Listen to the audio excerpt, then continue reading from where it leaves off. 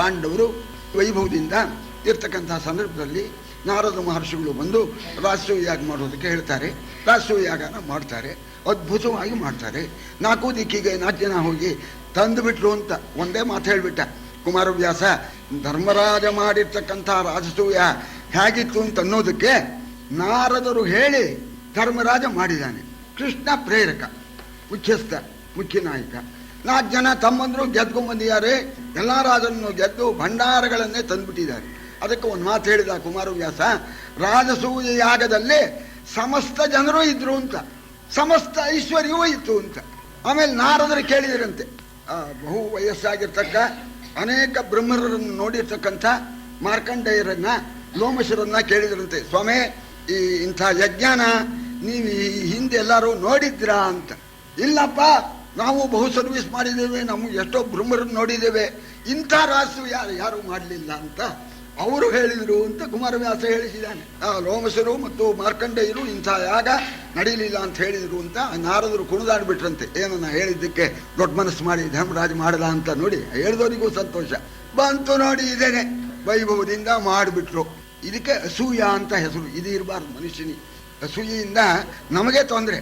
ಅಸೂಯೆಯಿಂದ ಅವ್ರು ಎಷ್ಟು ಚೆನ್ನಾಗಿ ಮಾಡಿಬಿಟ್ರು, ಎಲ್ಲ ಹೋಗಿಬಿಟ್ರು. ಮಾವಾನೇನು ಹಾಕ್ಕೊಂಡ್ಬಿಡ್ತೀನಿ.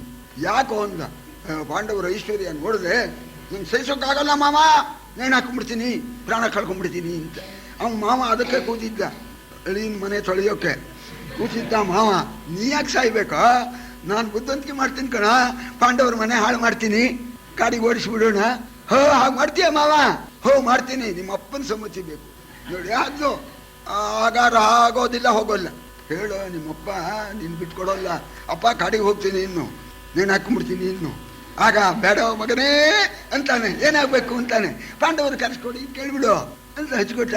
ಹೋದ ಅಪ್ಪನ ಹತ್ರ, ಯಾಕೋ ಹೀಗೆ ಮಾಡ್ತೀಯ, ಅವ್ರು ಒಳ್ಳೆಯವರು ಅಲ್ವೇನು ಅಂತ. ಅದೇ ಅವ್ರು ಒಳ್ಳೆಯವರು, ಅವರ ಸಂಸಾರದಲ್ಲೇ ಸಂಸಾರ ಮಾಡು, ನಾನು ಹೋಗ್ತೀನಿ, ತಮ್ಮಂದ್ರನ್ನು ಕರ್ಕೊಂಡು ಹೋಗ್ತೀನಿ, ತೋಲಿನಲ್ಲಿ ಬಲ ಇದೆ, ಯಾವನೋ ರಾಜನ ಸೇವೆ ಮಾಡ್ತೀನಿ ಅಂತ ಹೊರಟೇ ಬಿಟ್ಟ. ಬಾರೋ ಮಗನೇ ಮನೆ ಹಾಳ, ಮನೆ ಹಾಳ ಅಂತ ಕರೀತಾನೆ. ಧೃತರಾಷ್ಟ್ರ ಸಂಕಟ ಬಂದಾಗ ಮನೆ ಹಾಳ ಕಣೋ ನೀನು, ಮನೆ ಹಾಳ, ಮನೆ ಮುರುಕ, ನಿನ್ನ ಜೊತೆ ನಾನು ಮನೆ ಮುರಿಯೋಕೆ ಸಿದ್ಧ ಆಗ್ತೀನಿ ಅಂತ ವಿದುರನ್ನು ಕಳಿಸ್ಕೊಡ್ತಾನೆ. ಪಾಂಡವನ್ನ ಕರ್ಕೊಂಬ, ಜೂಜಾಡಿ ವಿನೋದವಾಗಿ ಇರಲಿ ಅಂತ. ವಿದುರ ಮಾತು ಹೊಲಸಿನ ಗಂಧವಾಗಿದೆ ಅಂತ ವಿನೋದವಾಗಿ ಜೂಜಾಡೋದಂತೆ. ಕತ್ತಿಲಿ ಹೊಡೆದಾಡೋಣ ವಿನೋದವಾಗಿ, ಹೊಡೆದಾಡಿ ಕತ್ತಿಲಿ ವಿನೋದವಾಗಿ.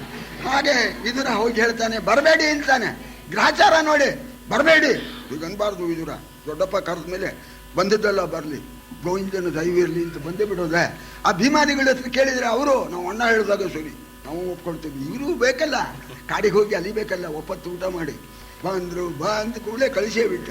ಇವು ಯಾರು ಸೋತು ಕಾಡಿ ವನವಾಸವಾದ 12 ವರ್ಷ ಕಾಲ ಅಲ್ದಿದ್ದೇನೆ. ಆ ಸಂದರ್ಭದಲ್ಲಿ ಆ ಪುರೋಹಿತರು ದೌಮ್ಯರು ಅನ್ನಕ್ಕೆ ಅನುಕೂಲ ಮಾಡಿಕೊಟ್ಟು ಅಂತ.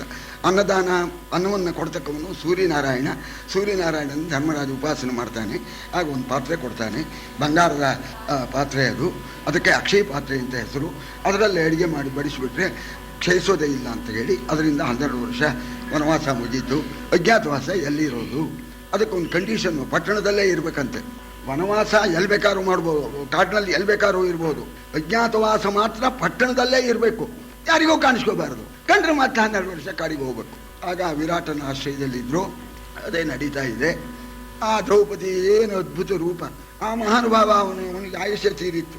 ಅವನಿಗೆ ಆ ಕೀಚಕನಿಗೆ 10 ತಿಂಗಳೆಲ್ಲೋ ಹೋಗಿದ್ದ, ಇನ್ನೊಂದು 2 ತಿಂಗಳು ಕಳೆದು ಬಿಟ್ಟಿದ್ರೆ ರಗಳಿರ್ಲಿಲ್ಲ. ಬಂದ ಅಕ್ಕನ ಅಂತಪುರಕ್ಕೆ ಬಂದ. ಅಕ್ಕ ಇವಳು ಯಾರು ಅನ್ನೋಣ ಅಕ್ಕನಿಗೆ ಗೊತ್ತಾಯ್ತು. ಹೋಗೋ ಮಗನೇ, ಆ ಕಡೆ ಹೋಗು, ಇವಳು ನಿಂಗೆ ದಕ್ಕೊಳ್ಳಲ್ಲ, ಹೋಗೋ ಅಂತ ಅವಳು ಅಂತಾಳೆ. ಆದರೂ ಹುಚ್ಚುಚ್ಚಾಗಿ ಆಡ್ಬಿಟ್ಟ. ಅಕ್ಕ ಸತ್ತೋಗ್ಬಿಡ್ತೀನಿ ಅಂದ್ಬಿಟ್ಟ. ಅಕ್ಕ ಅಯ್ಯೋ ತಮ್ಮ ಹೋಗ್ತಾನಲ್ಲ ಅಂತ ಕಳಿಸ್ಕೊಡ್ತೀನಿ ಕಣೋ, ಏನಾದ್ರು ಉಪಾಯ ಮಾಡಿ ಅವಳನ್ನು ವಶ ಮಾಡ್ಕೊ, ಸ್ವತಂತ್ರದಿಂದ ಕೈ ಹಾಕಬೇಡ ಅಂತ. ಆಗ್ಬಾರ್ದು ಅಂದ ಇವ. ಹಣೆ ಹಾಕಿಬಿಟ್ಟ. ಹಣೆ ಹಾಕಿದ. ಅವಳು ಬಂದ್ಲು. ಆಮೇಲೆ ಅವಳ ಮುಡಿ ಹಿಡಿದು ಹೇಳ್ದ, ಒದ್ದು ಬಿಟ್ಟ.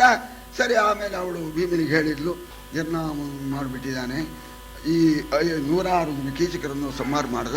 ಈ ವರ್ತಮಾನ ಕೇಳಿ ಅವರು ಬಂದರು. ಗೋಗ್ರಹಣ ಯುದ್ಧ, 2 ಕಡೆ ಗೆದ್ದರು. ಆಮೇಲೆ ಅಜ್ಞಾತವಾಸ ಮುಗೀತು ಅಂತ ಆದಮೇಲೆ ಅವ್ರ ರಾಜ್ಯ ಅವರಿಗೆ ಕೊಟ್ಬಿಡಿ ಅಂತ ಹೇಳಿ ಕೇಳಿದ್ದಾರೆ. ವಿದುರ ಹೇಳಿದ, ನೃಪದರಾಜನ ಪುರೋಹಿತ ಹೋಗಿ ಹೇಳ್ದ, ಏನು ಮಾಡಿದ್ರು, ಕೊಡೋಕಲ್ಲ ಸ್ವಾಮಿ ತಗೊಂಡಿರೋದು, ದುರ್ಯೋಧನ ಒಂದೇ ಮಾತು, ಕೊಡೋಕಲ್ರಿ ತಗೊಂಡಿರೋದು, ನಂದು ಹಕ್ಕು, ಪಾಂಡವರು ಹಕ್ಕುದಾರರೇ ಅಲ್ಲ ಅಂತ ನಮ್ಮ ಕೊನೆಗೆ ಹಾಗೆ ದಕ್ಕಿತ್ತಲ್ಲ 13 ವರ್ಷದಿಂದ. ಪಾಂಡವರಿಗೆ ಹಕ್ಕೇ ಇಲ್ಲ, ನಂದು ನ್ಯಾಯವಾಗಿ ನಮ್ಮಪ್ಪ ರಾಜನಾಗಬೇಕಾಗಿತ್ತು, ಅಪ್ಪನಿಗೆ ಕಣ್ಣಿಲ್ಲ ಆಗಲಿಲ್ಲ, ನಂಗೆ ಕಣ್ಣಿದೆ ನಾನೇ ರಾಜ, ಭಗವಂತ ಬಂದು ಹೇಳಿದ್ರು ಕೊಡೋದಿಲ್ಲ ಅಂತ. ಸಂಧಾನ ಮುರಿಯಿತು, ಸಂಗ್ರಾಮ ನಿಶ್ಚಯವಾಯಿತು. 10 ದಿವಸ ಭೀಷ್ಮ, 5 ದಿವಸ ದ್ರೋಣ, 2 ದಿವಸ ಕರ್ಣ, 12 ಗಂಟೆ ಶಲ್ಯ, ಆಮೇಲೆ ದುರ್ಯೋಧನ ಎಲ್ಲ ಬಲಿಯಾಗಿ ಹೋದರು. ಆಮೇಲೆ ಬಹಳ ವಿಸ್ತಾರವಾಗಿ ಹೇಳ್ತಾರೆ, ಸಮಾಧಾನ ಪಡಿಸ್ತಾರೆ ವ್ಯಾಸರು. ಸರಿ, ವಿದುರ ಕೃಷ್ಣ ಈ ಕಡೆ ಓಡಾಡೋದು, ಪಾಂಡವರ ಹತ್ರ ಬರೋದು, ಆ ಕಡೆ ಧೃತರಾಷ್ಟ್ರನ ಹತ್ರ ಹೋಗೋದು, ಸಮಾಧಾನವಾಗಿ ಇರ್ರಿಪ್ಪ, ಎಲ್ಲ ಭವಿತವ್ಯತೆ ಇದ್ದಿದ್ದು ತಪ್ಪಿಸೋಕೆ ಸಾಧ್ಯವೇ ಇಲ್ಲ ಅಂಥೇಳಿ ಹೇಳಿ ಸಮಾಧಾನ ಮಾಡಿ, ಆಗ ಧೃತರಾಷ್ಟ್ರ ಆಗಬಹುದು ಅಂತ ಪಾಂಡವರು ಭೇಟಿಗೆ ಒಪ್ಕೊಂಡ್ಬಿಟ್ಟ. ಸಮಾಧಾನ, ನನಗೇನಿಲ್ಲಪ್ಪ, ಇವರೇ ಮಕ್ಕಳು, ನನ್ನ ತಮ್ಮನ ಮಕ್ಕಳೇ ಮಕ್ಕಳು, ಒಳ್ಳೆಯವರು. ಅವರು ವ್ಯಾಸರು ಅದೇ ಮಾತು ಹೇಳಿದರು, ಇದನ್ನು ಅದೇ ಅಂತ. ನೋಡಪ್ಪ, ಅಂಥವ್ರನ್ನ ಕಟ್ಕೊಂಡೇನು, ನಿಜವಾದ ಮಕ್ಕಳು ಅಂದರೆ ಅವರೇನೆ, ಅವರು ಒಳ್ಳೆಯವರು ಅಂತ ಆಗ್ಬೋದು, ಭೇಟಿಗೆ ಬರಲಿ ಅಂತ ಬಂದು ಧರ್ಮರಾಜ ನಮಸ್ಕಾರ ಮಾಡಿದ. ಬಾರೋ ಭೀಮ ಅಂದ ಧೃತರಾಷ್ಟ್ರ. ಭೀಮ ನಮಸ್ಕಾರ ಮಾಡೋಕ್ಕೆ ಹೋದಾಗ ಮೊದಲೇ ಹೀಗಾಗತ್ತೆ ಅಂತ ಗೊತ್ತು ಕೃಷ್ಣನಿಗೆ. ಉಕ್ಕಿನಿಂದ ಭೀಮನ್ ತಯಾರು ಮಾಡುವಂಥ ವಿಶ್ವಕರ್ಮನಿಗೆ ಹೇಳಿದ್ದ, ಉಕ್ಕು, ಬರೀ ಉಕ್ಕು ಅವನು ತಯಾರು ಮಾಡಿದ್ದ. ಭೀಮ ನಮಸ್ಕಾರ ಮಾಡೋದಕ್ಕೆ ಅಂತ ಹೋದಾಗ ಧೃತರಾಷ್ಟ್ರನಿಗೆ ಕಂಡಿಲ್ವಲ್ಲ, ಕೃಷ್ಣ ಕಣ್ಣು ಬಿಟ್ಕಿಸ್ಬಿಟ್ಟು ಹೋಗ್ಬೇಡ ವಿಶ್ವಕರ್ಮ ತಳ್ಳು ಆ ಭೀಮನ್ನ ಅಂತ. ಭೀಮನ್ ತಳ್ಳಿದಾಗ ಅಪ್ಕೊಂಡ್ಬಿಟ್ನಂತೆ. ಅಪ್ಕೊಂಡಾಗ ಪುಡುಪಡಿ ಎದ್ದು ಹೋಯ್ತಂತೆ. ಅಲ್ಲಿ ಅರ್ಥ ಏನು ಅಂದರೆ ಭೀಮನ್ನು ಕೊಲ್ಲಬೇಕು ಅಂತ ಉದ್ದೇಶ ಅಲ್ಲ. ಆಮೇಲೆ ಹತ್ಬಿಟ್ಟ ಧೃತರಾಷ್ಟ್ರ, ಅಯ್ಯೋ ಭೀಮ, ನಿನ್ನನ್ನು ಕೊಂದ್ಬಿಟ್ಟೆ ಕಣೋ, ನಾನು ಅನ್ಯಾಯ ಮಾಡಿಬಿಟ್ಟೆ ಕಣೋ, ನಿನ್ನನ್ನು ಅಪ್ಕೊಂಡು ಅಂತಂದಾಗ ಕೃಷ್ಣ ನಕ್ಕು, ಹೀಗಾಗತ್ತೆ ಅಂತ ಗೊತ್ತಿತ್ತು, ಅದಕ್ಕೆ ಉಕ್ಕಿನ ಭೀಮನ್ನ ನೀವು ಪುಡುಪುಡಿ ಮಾಡಿದ್ದೀರಿ, ನಿಜವಾದ ಭೀಮ ಇಲ್ಲಿದ್ದಾನೆ, ಅಯ್ಯೋ ಸದ್ಯ ಭಗವಂತ ಇಷ್ಟು ಅನುಗ್ರಹ ಮಾಡಿದ್ಯಾ ಅಂತಾನೆ. ಆಮೇಲೆ ಭೀಮನ್ನ ನಮಸ್ಕಾರ ಮಾಡು ಅಂತ ಮತ್ತಂದಾಗ ಭೀಮ ಮಾಡ್ಲೆ ಪಕ್ಕನ ಒಪ್ಕೊಂಡ್ಬಿಟ್ರೆ ಅಂತ ಇವನಿಗೆ ಗಾಬರಿ ಅಂತ. ಏನು ಹೆದರಿಕಿಲ್ಲ, ಅವನ ಆ ಕಿಚ್ಚು, ಮಕ್ಕಳು ಹೋಗಿದ್ದಾರೆ ಅನ್ನತಕ್ಕಂಥ ಕಿಚ್ಚು ಉಕ್ಕಿನ ಭೀಮನ್ನು ಮುರಿದಿದ್ದರಿಂದ ಶಾಂತವಾಯಿತು ಅಂತ. ಆಮೇಲೆ ಗಾಂಧಾರಿಗೆ ಸಮಾಧಾನ ಮಾಡಿ ಅಂತ. ಆ ಗಾಂಧಾರಿಯು ಕೂಡ ಅವಳು ಪಾಪ 100 ಮಕ್ಕಳನ್ನು ಕಳ್ಕೊಂಡು ಇರ್ತಾಳೆ. ಆಗ ಅವಳು ಬಹಳ ದುಃಖದಿಂದ ಇರ್ತಾಳೆ, ಅವಳಿಗೂ ಸಂಕಟ. ಆಗ ಅವಳು ಧೃತರಾಷ್ಟ್ರನಿಗೆ ಕಣ್ಣಿಲ್ಲ ಅಂತ ಪಟ್ಟವಸ್ತ್ರದಿಂದ ತಾನೂ ಕೂಡ ಕಣ್ಣು ಕಟ್ಟಿಕೊಂಡಿರ್ತಕ್ಕಂಥವಳು ಆ ಕಣ್ಣಿನ ಬಟ್ಟೆನ ಬಿಚ್ಚಿಬಿಟ್ಟು ಧರ್ಮರಾಜನ ಕಾಲಿನ ಉಗುರನ್ನು ನೋಡಿದ್ಲಂತವಳು. ಧರ್ಮರಾಜನ್ ನೋಡಿದರೆ ಅಪಾಯವಾಗಿಬಿಡುತ್ತೆ ಅಂತ ಮಹಾಸಾಧ್ವಿಯವಳು, ಗಾಂಧಾರಿ ಮಹಾಪತಿವ್ರತೆ ಸಾಧ್ವಿ, ಧರ್ಮರಾಜನಿಗೆ ಅಪಾಯವಾಗಬಾರದು ಅಂಥೇಳಿ ಹೇಳಿ ಆ ಧರ್ಮರಾಜನ ಕಾಲಿನ ಉಗುರುಗಳನ್ನು ನೋಡಿದ್ಲಂತೆ. ಉಗುರು ಸುಟ್ಟು ಭಸ್ಮ, ಕಮಟು ವಾಸನೆ, ಎಲ್ಲ ಭೀಮ ಎಲ್ಲ ಓಡೋಗ್ಬಿಟ್ರಂತೆ, ಏನೋ ಬಂದ್ಬಿಡ್ತು ಅಂತ. ಆಗ ಕೃಷ್ಣ ಹೇಳಿದ್ನಂತೆ, ಉಕ್ಕಿನ ಭೀಮನ್ನ ಪುಡಿ ಪುಡಿ ಮಾಡಿ ಧೃತರಾಷ್ಟ್ರನ ಆ ಕಿಚ್ಚು ನಂತು, ಧರ್ಮರಾಜನ ಉಗುರನ್ನು ಸುಟ್ಟು ಗಾಂಧಾರಿ ಕಿಚ್ಚಿನಂತೂ ಇನ್ನೇನು ಅಪಾಯವಿಲ್ಲ ಅಂತ ಹೇಳಿ ಸಮಾಧಾನ ಪಡಿಸ್ತಾರೆ. ಯಾರು ಸಮಾಧಾನ ಹೇಳ್ಬೇಕ್ರೆ, ಅಲ್ಲಿ ಒಂದು ಮಾತು ನಮ್ಮ ಕುಮಾರವ್ಯಾಸ ಹೇಳಿದ್ದಾನೆ. ಆ ದ್ರೌಪದಿ ಗಾಂಧಾರಿನ ನೋಡೋಕೆ ಹೋಗ್ತಾಳೆ. ಅಮ್ಮ ಬಾಮ್ಮ, ಬಂದ್ಯಮ್ಮ ಬಾಮ್ಮ, ಅತ್ತೆ ಸೊಸೆ ಇಬ್ಬರು ಒಂದೇ ಆಯಿತು, ಯಾರು ಸಮಾಧಾನ ಹೇಳಬೇಕು ಅಂತ. 100 ಇತ್ತು 100 ಹೋಯ್ತು, 5 ಇತ್ತು 5 ಕಳ್ಕೊಂಡಿದೀಯ ಅಂತ. ಇದೆಲ್ಲ ಬರುತ್ತೆ, ಇದೆಲ್ಲ ಸ್ತ್ರೀ ಪರ್ವಕ್ಕೆ ಸಂಬಂಧಪಟ್ಟಿದ್ದು. ಆಮೇಲೆ ಧರ್ಮರಾಜ 1 ತಿಂಗಳು ಪವಿತ್ರ ಹಾಕ್ಕೊಂಡೇ ಕೂತ್ಕೊಂಡ್ಬಿಟ್ಟ ಗಂಗಾಧರದಲ್ಲಿ. ಅವನ್ ತರ್ಪಯಾಮಿ ಇವನ್ ತರ್ಪಯಾಮಿ ಅಂತ ಶುರು, ಅವನಿಗೂ ತರ್ಪಣ ಇವನಿಗೂ ತರ್ಪಣ, ಎಲ್ಲರಿಗೂ ಮಾಡಿಬಿಟ್ಟ ಅಂತ ಅದನ್ನು ಹೇಳ್ತಾರೆ. ಅದರಲ್ಲಿ ಕೆಲವರು ಆಹಿತಾಗ್ನಿಗಳಿದ್ರಂತೆ, ಅದನ್ನು ಎತ್ತಿ ಹೇಳಿದ್ದಾರೆ. ಮೂಲ ಭಾರತದಲ್ಲೂ ಇದೆ, ಇಲ್ಲೂ ಇದೆ. ಆಹಿತಾಗ್ನಿಗೆ ಅವರ ಅಗ್ನಿಲೇನೆ, ಅಗ್ನಿಹೋತ್ರದ ಅಗ್ನಿಲೇನೆ ದಾಹಾದಿಗಳು ನಡೀಬೇಕು. ಆಹಿತಾಗ್ನಿಗಳಿಗೆ ಒಂದು ಪಟ್ಟಿನೂ ಕೊಟ್ಟಿದ್ದಾರೆ. ಅವರಿಗೆಲ್ಲ ಆಹಿತಾಗ್ನಿಯಾಗಿ ಸಂಸ್ಕಾರ ಆಯಿತು, ಎಲ್ಲ ತರ್ಪಣ ಆಯಿತು, ಎಲ್ಲ ಆಯಿತು. ಎಲ್ಲ ಸ್ನಾನ ಮಾಡಿಬಿಟ್ರು ಗಂಗೆಯಲ್ಲಿ. ಎಲ್ಲರ ಋಣವೂ ತೀರೋಯ್ತು ಅಂದ್ರಂತೆ. ಗಂಗಾ ತಾಯಿ ಎಲ್ಲರ ಸತ್ತೋರು ಋಣನೆಲ್ಲ ತೀರ್ತು ಅಂತೆಲ್ಲ ಮುಳುಗಿಬಿಟ್ರು. ಎಲ್ಲ ಕಥೆ ಮುಗಿದೋಗ್ಬಿಡ್ತು ಅಂತ ಎಲ್ಲ ಹೇಳ್ತಾರೆ. ಆಮೇಲೆ ಎಲ್ಲರನ್ನು ಎಲ್ಲರಿಗೂ ಸಂಸ್ಕಾರ ಮಾಡೋಕ್ಕಾಗತ್ತೆ. ಆನೆಗಳು ಹೋಗಿದೆ, ಕುದುರೆಗಳು ಹೋಗಿದೆ, ಪದಾರ್ಥಗಳು ಹೋಗಿದ್ದಾರೆ. ಆಮೇಲೆ ಯೋಚನೆ ಮಾಡಿದ್ರಂತೆ, ಎಷ್ಟೋ ಲಕ್ಷ ಟನ್ನು ಗಂಧದ ಕಟ್ಟಿಗೆನೇ ತರಿಸ್ಬಿಟ್ರಂತೆ. ಹೋಗಲಿ ಗಂಧದ ಕಟ್ಟಿಗೆನೇ ಅಲ್ಲಿ ಹಾಕ್ಬಿಟ್ರಂತೆ. ಆ ಕುರುಕ್ಷೇತ್ರ ರಣಾಂಗಣ ಇತ್ತಲ್ಲ, ಅಲ್ಲಿ ಲಕ್ಷಗಟ್ಟಲೆ ಒಣಗಿದ ಸೌದಿ ಗಂಧದ ಕಟ್ಟಿಗೆ ಎಲ್ಲ ತಂದು ಹಾಕಿ ಸುತ್ತಲೂ ಬೆಂಕಿ ಹಚ್ಚಿಬಿಟ್ರಂತೆ, ಎಲ್ಲ ಸುಟ್ಟು ಬಸ್ತು. ಆಮೇಲೆ ದೊಡ್ಡ ಪೈಪ್ ತಂದು ವಿಷನ್ ಹಾಕಿ ನೀರು ಎಲ್ಲ ಕಾದಡಿ ಬಿಟ್ರು ಅಂತ ಈ ರೀತಿ ಎಲ್ಲ ಮುಗಿದೋಗಿದೆ. ಆಮೇಲೆ ಧರ್ಮರಾಜನಿಗೆ ಪಟ್ಟಾಭಿಷೇಕ ಮಾಡಬೇಕು ಅಂತ ಧೃತರಾಷ್ಟ್ರ ಮಹಾರಾಜ ಒಪ್ಪಿದ, ಸಂತೋಷದಿಂದ ಒಪ್ಪಿದ. ಮಗು ಸಂತೋಷದಿಂದ ನೀನು ಆಗಪ್ಪ, ನೀನು ಮಹಾನುಭಾವ ಅಪ್ಪ ಅಂತ ಹೇಳಿದ್ದಾನೆ. ಆಗ ಧರ್ಮರಾಜನ ಪಟ್ಟಾಭಿಷೇಕಕ್ಕೆ ಬರಬೇಕು ಅಂತ ಹೇಳಿ ಆಹ್ವಾನ ಪತ್ರಿಕೆ ಎಲ್ಲ ಕಡೆಗೂ ಕಳಿಸಿದ್ದಾರೆ. ಇಡೀ ಅವನು ಚಕ್ರವರ್ತಿ ತಾನೆ. ಆಮೇಲೆ ಇನ್ನೊಂದು ಮಾತನ್ನು ಹೇಳ್ತಾರೆ, ಮಹಾಭಾರತನ ಯಾಕೆ ಕೇಳಬೇಕಪ್ಪ ಅಂದರೆ ಶಾಂತಿಗೋಸ್ಕರ ಕೇಳಬೇಕು ಅಂತ. ಎಲ್ಲ ವೈಭವವೂ ಕೂಡ ಎಲ್ಲ ಅಸ್ಥಿರವಾಗಿರ್ತಕ್ಕಂಥದ್ದು, ಸ್ಥಿರವಾಗಿರ್ತಕ್ಕಂಥದ್ದು ತಮ್ಮ ಆತ್ಮ ಒಂದೇನೆ. ಶಾಂತಿಯಿಂದಲೇ ಮನುಷ್ಯನಿಗೆ ಶ್ರೇಯಸ್ಸಾಗುತ್ತೆ ಅಂತ.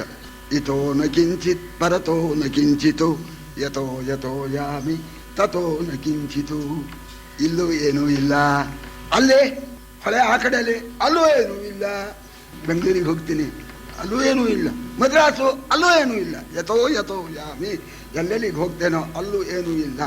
ವಿಚಾರ್ಯ ಪಶ್ಯಾಮಿ ಜಗನ್ನ ಕಿಂಚಿತು ಅಂತ ವಿಚಾರ ಮಾಡಿ ನೋಡಿದ್ರೆ ಏನು ಪ್ರಪಂಚ ಏನು. ಹೋದ್ರು ಆಯ್ತು. ಮೊನ್ನೆ ಏನೋ ಪ್ರತಿಜ್ಞೆ ಮಾಡಿದ್ರು, ಕನ್ನಡಕ್ಕೆ ಕನ್ನಡ ಸಿನಿಮಾನ ಪ್ರತಿ ದಿವಸ ಬರೋ ಹಾಗೆ ಮಾಡಿಬಿಡ್ತೀನಿ ಅಂತ. ಇನ್ನೂ ಅವರ ಮಾತಿನ ಬಿಸಿ ಆರಿಲ್ಲ, ಅವರ ದೇಹ ತಣ್ಣಗೆ ಹೋಗ್ಬಿಡ್ತು. ಕಣಿಗಾಲ್ ಗುಟ್ಟಪ್ಪ ಕಣಿಗಾಲ್ ಇವತ್ತು ಬಂತು ನೋಡಿ. ಅದಕ್ಕೆ ವಿಚಾರ್ಯ ಪಶ್ಯಾಮಿ ಜಗನ್ನ ಕಿಂಚಿತು ಸ್ವಾತ್ಮಾವಬೋಧಾತ್ ಅಧಿಕನ್ ನ ಕಿಂಚಿತು. ನೀನು ಯಾರು, ಯಾತಕ್ಕೆ ಬಂದಿದೀಯ, ನಿನ್ನ ಶ್ರೇಯಸ್ಸೇನು ಅಂತ ಆತ್ಮಜ್ಞಾನ ಆತ್ಮಸಾಕ್ಷಾತ್ಕಾರಕ್ಕಿಂತ ನಿಜವಾದ ಯಾವುದೂ ಇಲ್ಲ ಅಂಥೇಳಿ ಹೇಳ್ತಾರೆ. ಮಹಾಭಾರತ ಕೇಳಿದರೆ ಅದನ್ನೇ, ಮಹಾಭಾರತದ ವ್ಯಕ್ತಿಗಳು ಇಂತಿಂಥ ಮಹಾನುಭಾವರು ಲೋಕಪೂಜ್ಯ ಅಂದ್ರಲ್ಲ. ಅದಕ್ಕೆ ಹೇಳ್ತಾ ಇದ್ದಾರೆ ಕೊನೆ ನೋಡಿ ಅಂತ, ಭಾರತದ ಕೊನೆ ನೋಡಿ ಆವಾಗ ಮನಸ್ಸಿಗೆ ಶಾಂತಿ ಉಂಟಾಗತ್ತೆ ಅಂತ. ರತ್ನೋದಾರ ಚತುಸ್ಸಮುದ್ರ ರಶನಾಂ ಭುಕ್ತ್ವಾ ಭುವಂ ಕೌರವ. ಚತುಸ್ಸಮುದ್ರ ಮಧ್ಯವರ್ತಿಯಾದ ಆ ಅಖಂಡ ಭೂಮಂಡಲಕ್ಕೆ ಸಮ್ರಾಟ್ ಅಂತ ಅನ್ನಿಸ್ಕೊಂಡು 13 ವರ್ಷ ಚಕ್ರವರ್ತಿಯಾಗಿ ರಾಜ್ಯಭಾರ ಮಾಡಿದ ಮಹಾನುಭಾವ.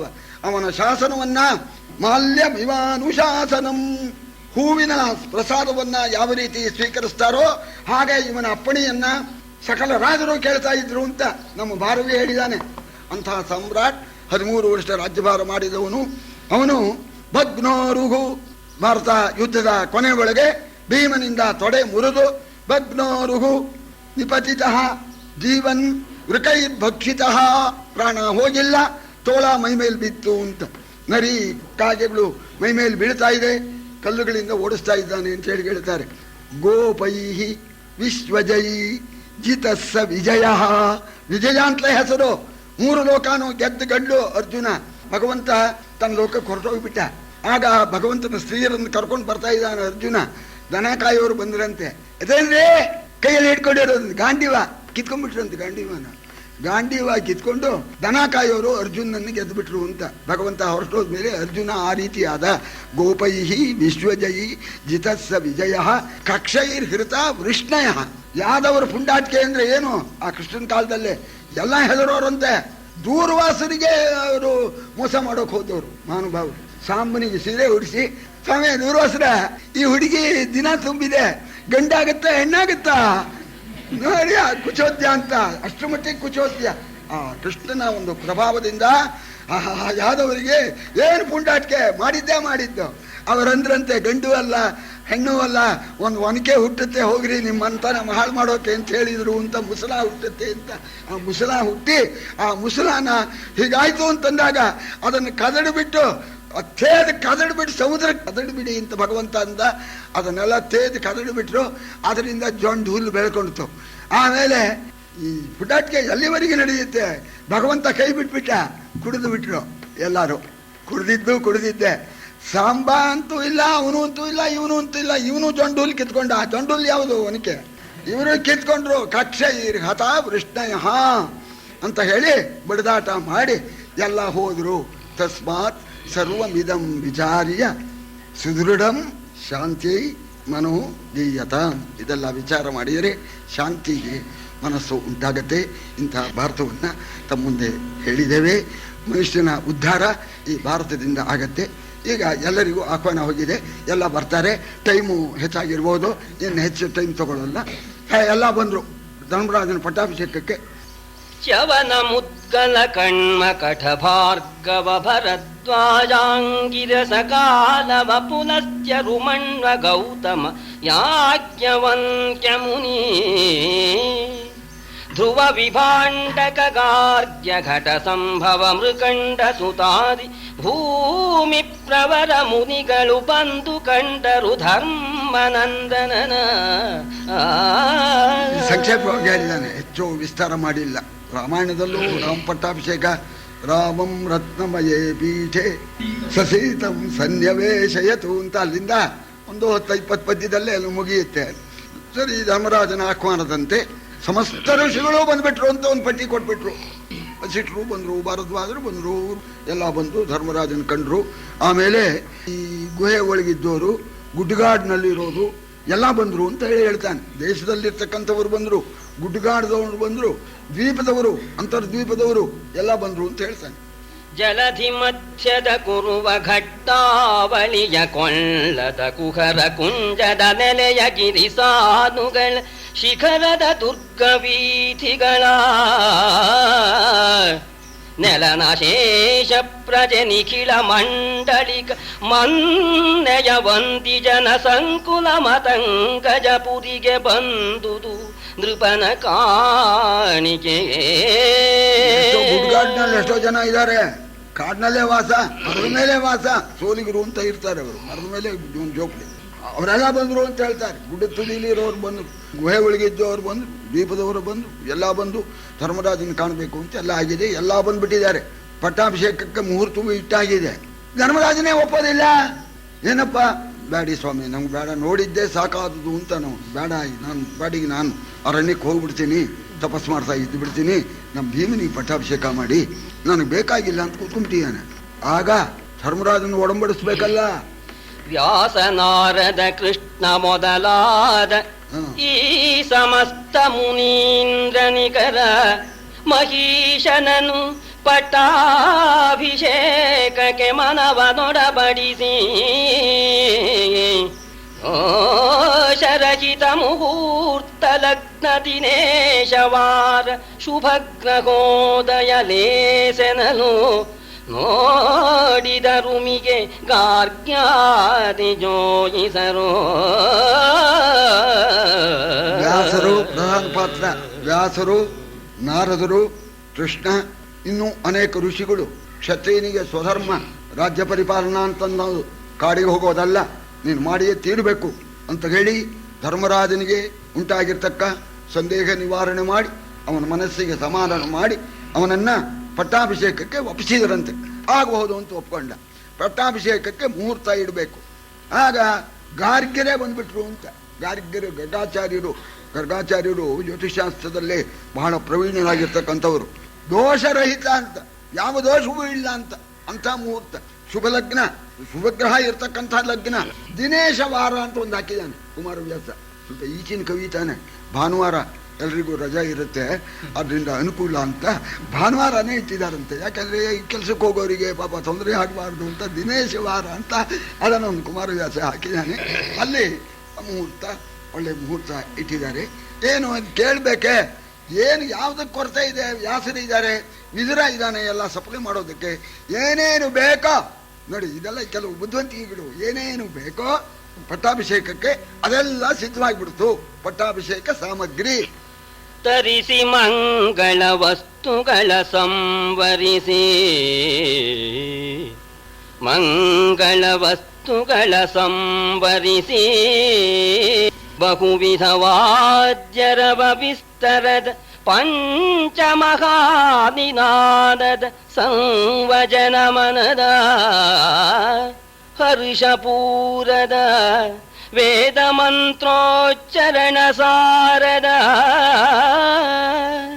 ಹರ್ಷಪೂರದ ವೇದ ಮಂತ್ರೋಚ್ಚರಣ ಸಾರದ ನೃಪನ ಪಟ್ಟಾಧ್ವರ ಬೆಸೆಯನು, ನೃಪನ ಪಟ್ಟಾಧ್ವರ ಬೆಸೆಯನು ಉತ್ಸವವನೆಸಗಿದನು ಅಸುರರಿಬುವಂದು.